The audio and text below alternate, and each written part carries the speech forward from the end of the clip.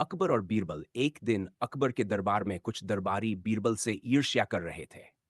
उन्हें लगता था कि बीरबल बिना किसी राजवंशी पृष्ठभूमि के दरबार में इतना ऊंचा स्थान पा गया है। यह गलत है। इनमें प्रमुख थे राजमंत्री ख्वाजा सलीम, सेनापति हकीम खान और पंडित चंद्रमोहन। तीनों ने मिलकर एक योजना बनाई, बीरबल की बुद्धिमत्ता को चुनौती देकर उसे दरबार से हटवाने की। अगले दिन दरबार में बादशाह अकबर ने घोषणा की, हम चाहते हैं कि हमारे दरबारी एक ऐसी पहेली सुझाए जिसे हल करने में चतुराई, तर्क और इंसानियत तीनों की जरूरत हो। जो इसे हल करेगा वही इस दरबार का सबसे बुद्धिमान कहलाएगा। तीनों षड्यंत्रकारी आगे आए और बोले, जहां पनाह, हम आपके लिए एक चुनौती लाए हैं। एक आदमी को बिना सजा दिए, बिना छुए और बिना डांटे कैसे दंड दिया जाए। पूरा दरबार चुप हो गया। यह बहुत अजीब सवाल था। बीरबल भी कुछ देर शांत रहा। अकबर ने बीरबल से पूछा, बीरबल, क्या तुम इस प्रश्न का उत्तर दे सकते हो? बीरबल ने सिर झुकाकर कहा, हुजूर, मुझे एक दिन का समय दीजिए। बीरबल ने अगले दिन सुबह शहर के बाहर बने एक विश्राम धाम में तीनों दरबारियों को बुलाया।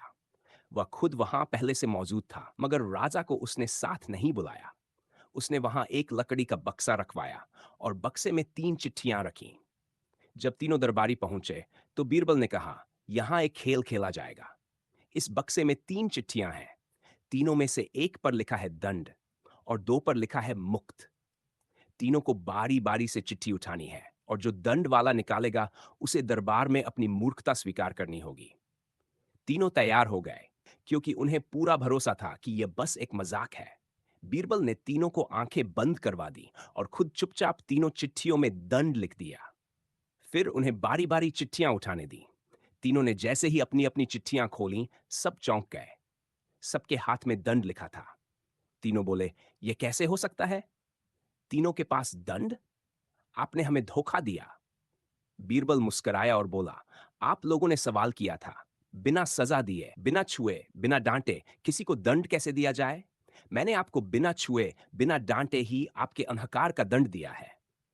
अब दरबार में आपको यह स्वीकार करना होगा कि आपने इस पहेली के बहाने मुझे नीचा दिखाने की कोशिश की थी और आप तीनों मूर्खता में बराबर के हिस्सेदार हैं। तीनों शर्मिंदा होकर चुप हो गए। बीरबल ने उन्हें वहीं छोड़ दिया और दरबार लौट आया। अकबर ने पूछा, तो बीरबल, तुमने इस अजीब पहेली का उत्तर ढूंढ निकाला? बीरबल ने तीनों की योजना, उनकी चाल और अपनी योजना को विस्तार से बताया। अकबर जोर से हंसे और बोले, बीरबल, तुमने न केवल प्रश्न का उत्तर दिया, बल्कि हमारे दरबार को ईर्ष्या और चालबाजी से भी मुक्त किया। बीरबल को इनाम में एक सोने की अंगूठी, 500 अशर्फियां और राजबुद्धिजीवी की उपाधि दी गई। बीरबल ने दरबारियों को डांटा नहीं, सजा नहीं दी, मगर उनकी चालाकी को उजागर कर दिया। यह सिर्फ तर्कशक्ति नहीं थी, यह थी नैतिक चतुराई।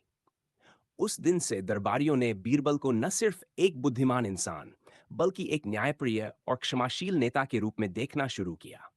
इस कहानी से हमें यह सीख मिलती है कि बुद्धि शक्ति से भी बड़ा होता है चरित्र।